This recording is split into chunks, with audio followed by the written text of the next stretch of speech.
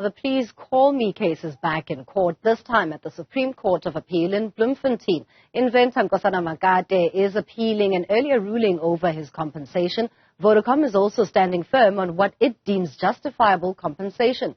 Business reporter Ntokozo Khumalo is following the story for us and joins us now from Bloemfontein. Ntokozo, what is expected in today's proceedings? It's been almost 10 years of this case.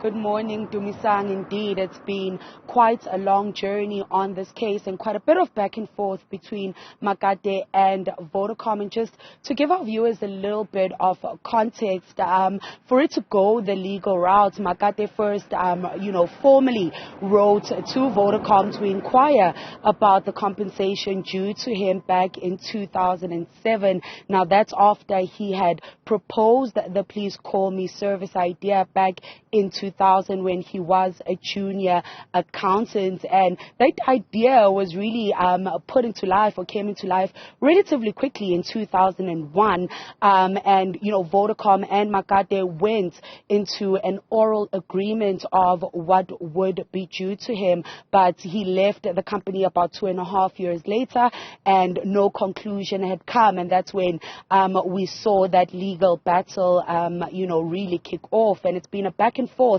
of really what is due to him. And when we look at some of the notes that were in the Constitutional Court case back in 2016, after Vodacom had put an initial offer of around 10 million rand that of course was rejected by Makate, Vodacom really had enthusiasm for the Please Call Me service and gave all credit to him at that time, saying that the mobile operator would actually do well with more innovative thinkers such as Makate, and saying that in the first day or so they saw quite a pickup of users in the South African market. But cracks did start to show when allegations also came out that Vodacom was trying to then credit the then CEO, Mr. Nokran, for that idea, saying that it came up in the 4th floor of the office with the input of 2 security officers. So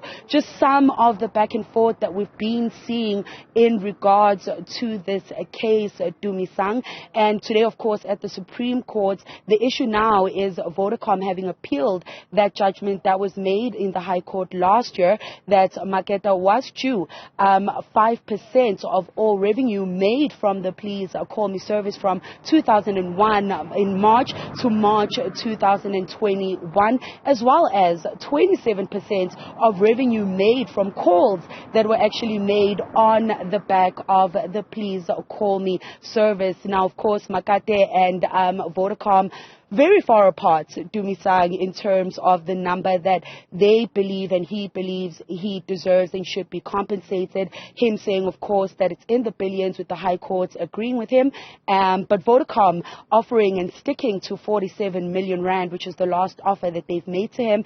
Last year, our editor, Xolani Mbajwa, did speak to him about, how long he'd be looking to push for this and whether, the billions that are due to him is too much of a big number. Could they come to some sort of agreement, Dumisang? And let's take a look at what he had to say a year ago. Been in this battle for over a decade in terms of courts, 2 decades in terms of the whole matter. So, and I've survived, and I'm still kicking. I'm patient. I understand the process. I'll work with the process as I have to, and I've been doing that. And I think that's what people should expect from me.